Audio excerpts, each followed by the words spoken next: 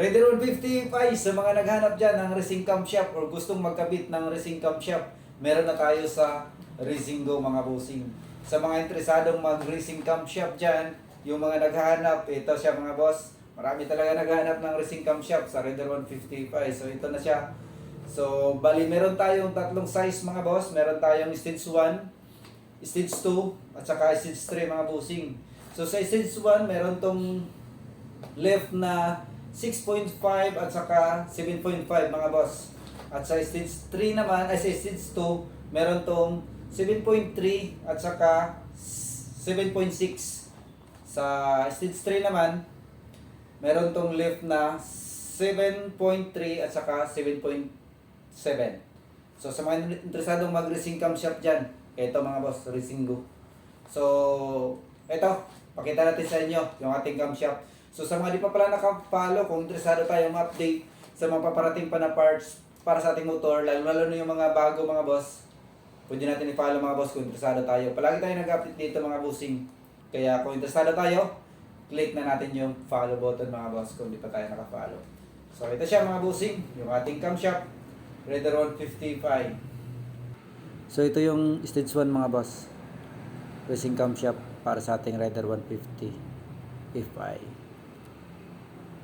So sa mga interesado dyan, mag-racing camshaft, Racingo mga boss. Ayan, intake at saka exhaust.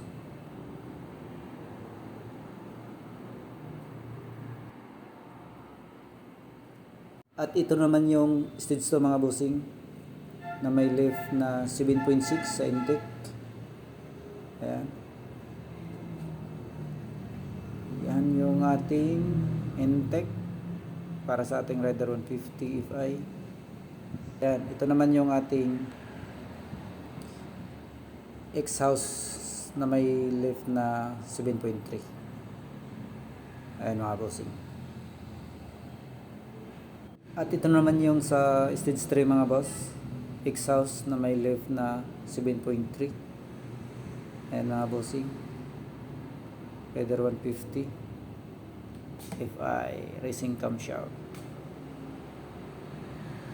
At ito yung exhaust, ay intake pala, 7.7 yung left, Racingo. So ayun mga boss, sa mga interesado nito, silipin nyo lang yung description or sa ating comment section. Ilalagay ko yung location at andyan din yung number, pwede nyo tawagan mga bossing. So ayun lang mga bossing, yung ating updates ngayon. Abang-abang pa sa mga paparating pa na parts. Pitch bike, ride safe mga boss.